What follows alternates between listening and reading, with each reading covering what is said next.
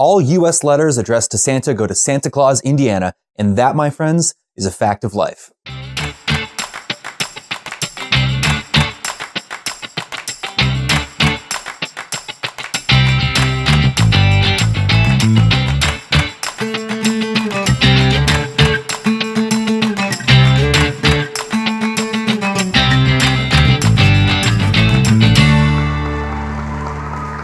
Thank you, and welcome to That's the Facts of Life, where we go through all the topics that matter to you and bring you just the facts. Today's topic is FINRA Findings and Expungement Bindings. But first, let's check in on that naughty list.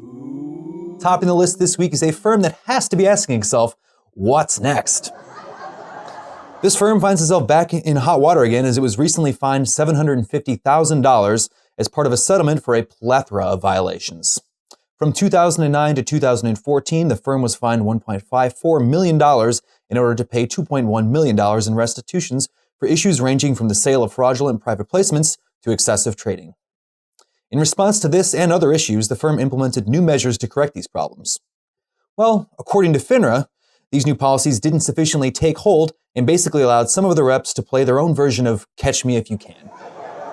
This current fine stems from violations from 2012 to 2015 when the firm failed to detect excessive trading in a senior investor's account, which resulted in nearly $400,000 in losses. Speaking of losses, FINRA recently proposed a rule that would prohibit brokers from removing complaints and certain arbitrations that are over a year old, in an attempt to squelch the growing number of brokers who are seeking to have old complaints erased. According to a report in July from Financial Advisor, the number of brokers seeking to clean up old disciplinary records have doubled from a year ago. Some of you might recall from an episode earlier this year that in these cases, arbitrators grant expungement nearly 90% of the time. By imposing a one-year time limitation, it ensures that the hearing is held close in time to the underlying customer case. FINRA is also seeking comments on how and whether it should establish a roster of arbitrators with additional training and specific backgrounds. A veritable expungement dream team, if you will. FINRA's Dispute Resolution Task Force recommended that FINRA create such a team. They could even call themselves the Expungibles. Finally, FINRA recently made history as it released its first ever publicly available examination findings report. This 14-page report marks the first true milestone of Robert Cook's FINRA 360 campaign.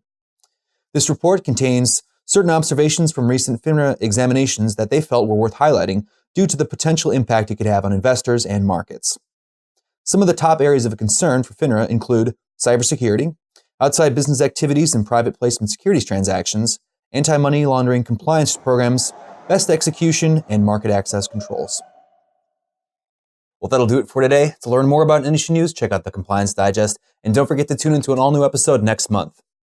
Oh, and in case you didn't know, Christmas is often abbreviated as Xmas because X is the Greek letter for Chi, which is an abbreviation for Christ.